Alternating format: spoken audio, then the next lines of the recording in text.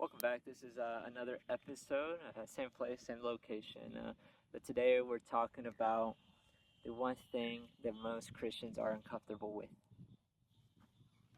So let's get started.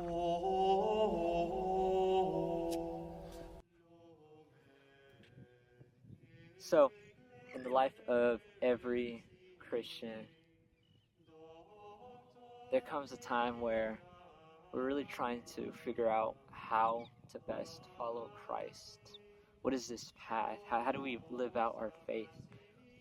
And there's one thing that I've noticed that many people are uncomfortable with. And that one thing is silence. I grew up in a non-denominational church, and it was often full with noise, but it really instilled in me a great love of Christ, a great love of Christ, a great love of Scripture, and really conformed my heart to God's will. I think I knew from an early age that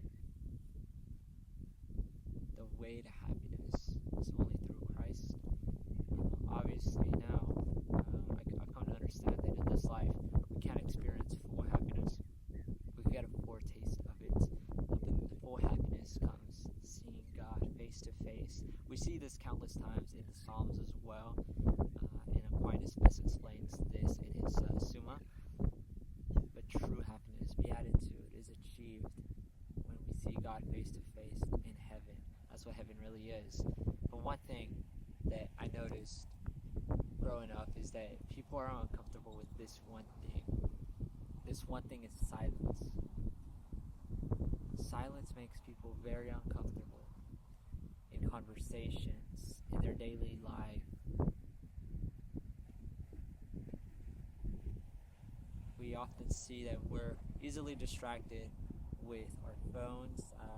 We use different mechanisms to keep ourselves engaged with distractions, which aren't in themselves bad, but overconsumption can mess us up, right? So it's important to remember that we must never be idle. We should always be doing something that leads us to the common good, something that is uplifting to the soul, to the mind, something that is good, not waste time on things that are low and earthly, you could say. But there's one thing, silence. It's rarely emphasized enough. We see these in churches where we mostly see like evangelical circles where worship is worship music. And worship music is good, but I think there's a place and time for it. And in true worship, you can only listen to God's voice in silence. In opening our souls to the interior movements of God's providence in us, we need silence. We see Christ do this often. He spent most of his time in prayer. He would depart from crowds to go and pray. And so, why don't we do the same? Early monks emphasized silence. You can see this in the rule of Saint Benedict. Most of the monk's life is in silence. Why? Because that's how we encounter Christ. Monks were emphasized to stay in their cells because true prayer was done in those cells. That private time where it's just man and God, no distractions. And this is still possible today. You're still able to do this by going outside, by spending time in adoration. If you're not Catholic, I'd urge you to spend time with sacred scripture, to read, but give time for silence. Emphasize silence.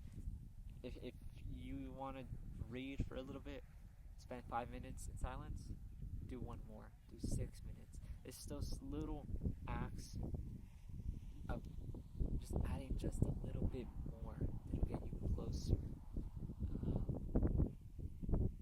Spend time away from your phone if possible. It's not that the phone is bad, not necessarily, but in order to confirm to God's will, we need silence. Silence is just as important. It goes hand in hand with prayer, and you need it. You need it to better hear God's voice. And I think this one thing is what a lot of people today are uncomfortable with. Every waking moment seems to be needed to be filled with some sort of distraction. But I urge you today to think about this, reflect on it in your own life, and try to implement bits and pieces of silence into your day to elevate one's mind, body, and soul to divine things. Think of Jesus often. Think of his passion. Think of the Father, everything he has done, and listen to his divine will and try to conform your best. Try to conform yourself as best as you can to his divine will. What do we mean by this? Well, we simply mean by doing those things that bring you closer to God, accepting those, and rejecting or avoiding those things that bring you farther away from God. Think of him often till the very end, and be silent and enjoy God's wonderful creation. Be alone. It's okay to be alone as well. Go out there, be alone with Christ. Talk to him, be with him, rest in him. His burden is light,